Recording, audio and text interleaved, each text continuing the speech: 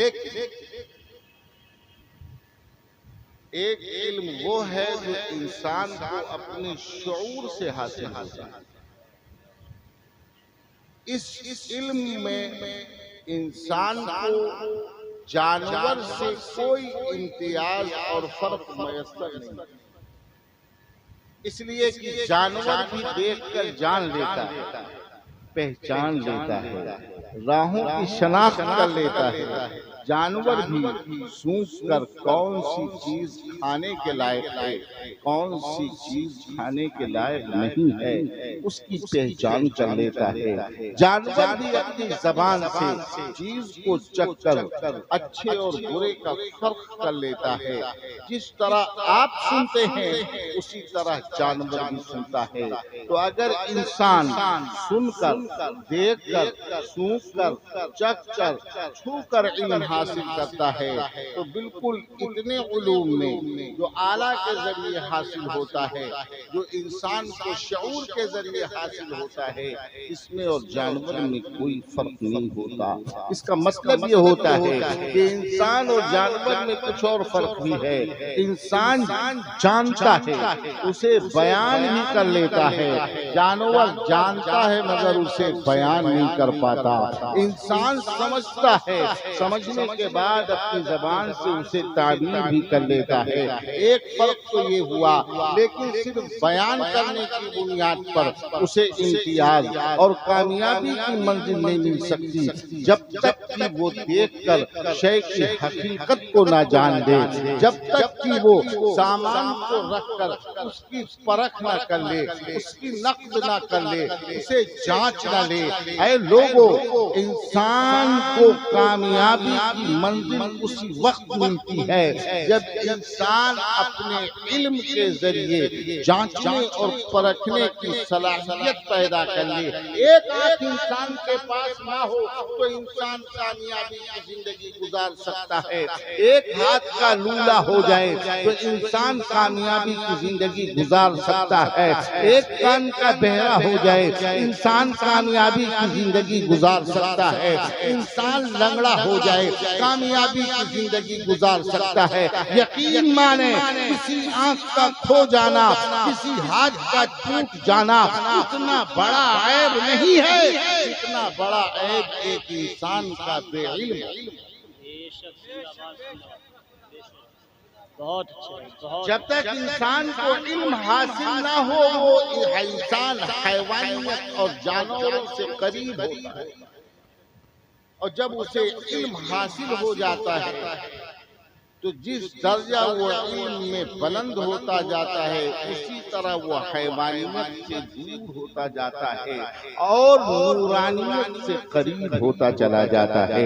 आइए जरा देखिए, नबी करीम रऊफ़ुर रहीम सल्लल्लाहु तआला अलैहि वसल्लम के मुक़द्दस मीलाद मुबारक के हवाले से ये जलसा है और दारुल उलूम नूरुल उलूम नूरी का ये अज़ीमुश्शान जश्न है। इसलिए हम इल्म के हवाले से मीलाद पर गुफ्तगू करेंगे। आप जरा तसव्वुर कीजिए और समझने की कोशिश कीजिए। हजरत आदम अलैहिस्सलाम को अल्लाह तबारक व तआला ने सजदा करने का हुक्म दिया, फरिश्तों को किया है, फरिश्तों आदम का सजदा करो,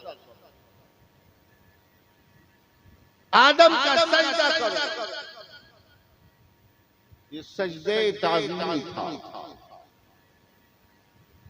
हमारे नबी सल्लल्लाहु अलैहि वसल्लम से पहले नबियों की उम्मतों में सजदे ताज़ीम जायज़ था। यूसुफ अलैहिस्सलाम के सामने उनके भाइयों ने सजदा किया, अल्लाह ने वही सजदे ताज़ीम आदम अलैहिस्सलाम के लिए हुक्म दिया, ऐ फरिश्तों सजदा करो। फरिश्तों ने पूछा, या परवरदिगारा बारे किसका सजदा? अल्लाह ने फरमाया, मैं अपना नाइब और खलीफा बना रहा हूँ इंसान को। अल्लाह किसको खलीफा बना रहा है? तू किसको खलीफा बना रहा है?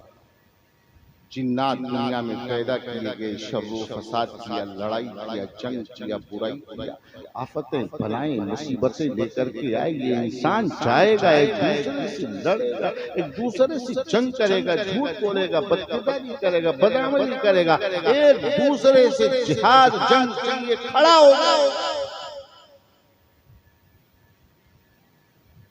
उसके सजदे करके हमें हुक्म देता है। अल्लाह तबारक व तआला ने फरमाया, ऐ फरिश्तों, हमने तुम्हें जिसके सजदे का हुक्म दिया है उसकी खूबी का तुम्हें इल्म नहीं है, उसकी खूबी का तुम्हें इल्म नहीं है। वअल्लम आदम अल-अस्माअ कुल्लहु,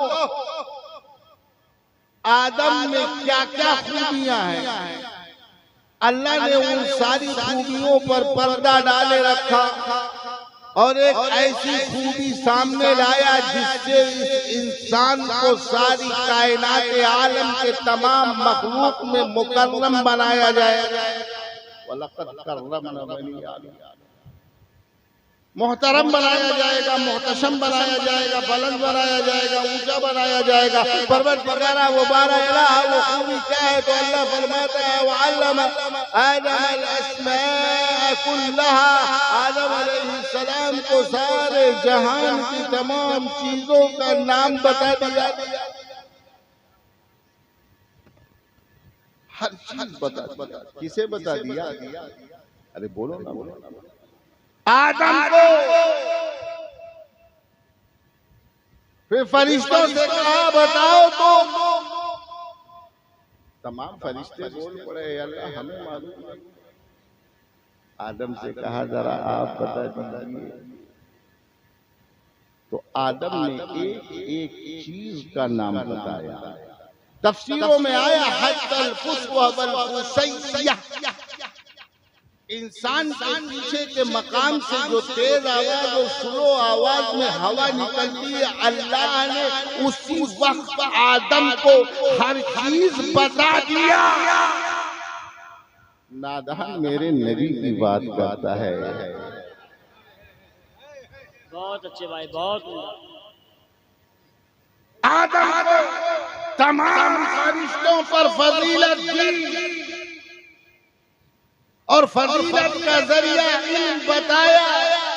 तिलका रुसुल फज़्ज़लना बअदहुम अला बअद मिनहुम मन कल्लम अल्लाह व रफ़अ बअदहुम दरजात।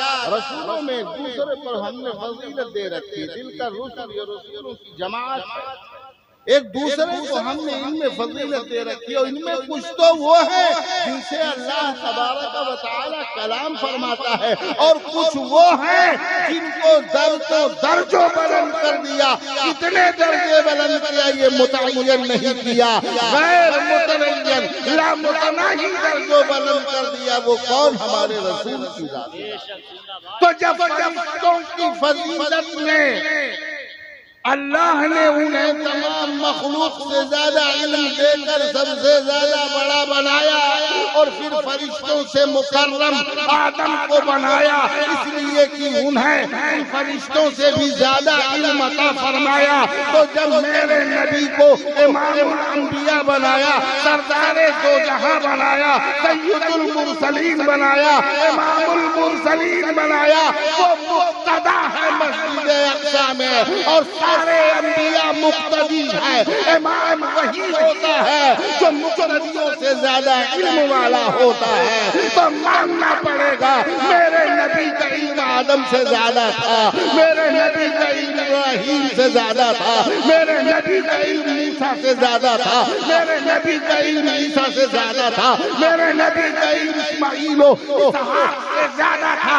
यानी कहने दीजिए कायनात आलम की हर मखलूक से ज्यादा मेरे नबी का कहने नारे तकबीर, नारे रिसालत, जश्न ईद मिलादुन नबी, जश्न दस्तार बंदी, उलमाए अहले सुन्नत।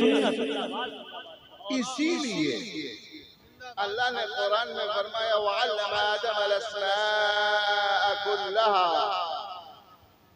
आदम को सारी चीजों के नाम सिखा दिए और मेरे नबी के लिए फरमाया वअल्लमका मा लम तकुन तअलम। ऐ नबी, जो कुछ न जानते थे सब सिखा दिया। जरा गौर करिए, क्या किया? बोलिए, जो कुछ न जानते थे सब सिखा दिया। अब आपको मैं बुखारी शरीफ की एक हदीस सुनाता हूँ,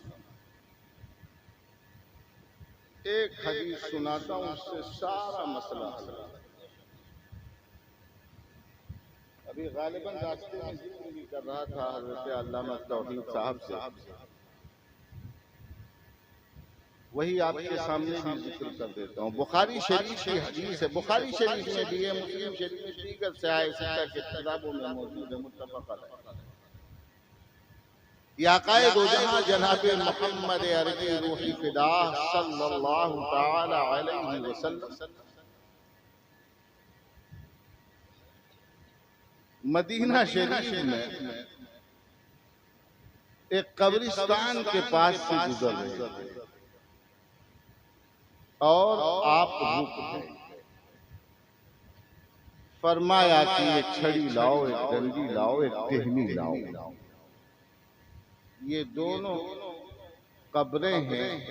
आपने टहनी को तोड़ा और उसी कब्र पर गाड़ दिया। हैरत की बात, कब्रिस्तान से गुजर रहे हैं, पता नहीं कब का मुर्दा, कौन सा मुर्दा है, कहाँ का मुर्दा है, कैसा मुर्दा है, किस हाल में है, क्या पता। जरा आप बताइए, आप कब्रिस्तान जाते हैं कि नहीं जाते? तो अपने बाप दादा खाला खालू नानी नाना खानदान दोस्त अहबाब सबकी कब्रें पहचानते कि नहीं पहचानते? रात गुजारिए, दिन गुजारिए, 24-48 जितने घंटे गुजारना बैठ कर गुजारिए। और अब तो मुजावरों की कमी नहीं है, जहाँ देखो वहीं ठेकरी रख के डफली बजा रहे हैं। ये मसलक के आला हजरत नहीं है। मजार पर सिर्फ एक चादर चढ़ाई जाएगी, पूरी पूरी फैक्ट्री चढ़ाना हराम है। भाई बहुत अच्छा है, बहुत अच्छा पैगाम है। पूरे गांव में लोग भूखे मर रहे हैं और सोने का कलश लगाया जा रहा है। ये कौन सा अकीदा है? ये मसलक के आला हजरत नहीं है। मसलक के आला हजरत ये है कि मजार पर, उसी मजार पर चिराग जलाया जाएगा जहाँ कुछ पढ़ा जाए, इल्म हासिल किया जाए, या राह गुजर हो, लोगों को फायदा मिल जाए। करोड़ों का झूमर लगा के घुमाए हुए पीर साहब। अच्छा है, बहुत अच्छा है। मुरीद भूखा मरे उसकी परवाह नहीं है, मगर झूमर चमकते रहना चाहिए। जितनी बिल आ रही उतने तो कई शादी हो जाएगी। खैर ये मेरा मौजूद नहीं है, मैं आपको बताना ये चाहता हूँ कि आप मजार पर जाते हैं तो अंदर का हाल जानते हैं, कब्र पर जाते हैं अंदर का हाल जानते हैं। मुर्दे का हाल मुर्दा ही जानता है। मगर मेरे नबी ने फरमाया ये दोनों कब्रें हैं, इन पर अजाब हो रहा है। ये कहते हैं नबी नहीं जानते हैं। नबी को माअज़ल्लाह पीठ पीछे की खबर नहीं, और नबी ऐलान कर रहे हैं कि जिंदों की बात न करना, दीवारों की बात न करना, पीठ पीछे की बात न करना, इस भरी दुनिया चलती दुनिया की बात न करना, घर मकान दुकान की बात न करना, इनकी उनकी बात न करना। जमीन के अंदर वअल्लमका मा लम तकुन तअलम, नबी का ऐलान है। जो दुनिया में जाहिर है वो भी नबी देख रहा है। जो नबी का खजाना, जो दुनिया में जमीन के अंदर खजाना है वो भी नबी देख रहा है। जो आसमान की दुनिया जहाँ सैयारा है वो भी नबी देख रहा है। मका भी देख रहा है, ला मका भी नबी देख रहा है।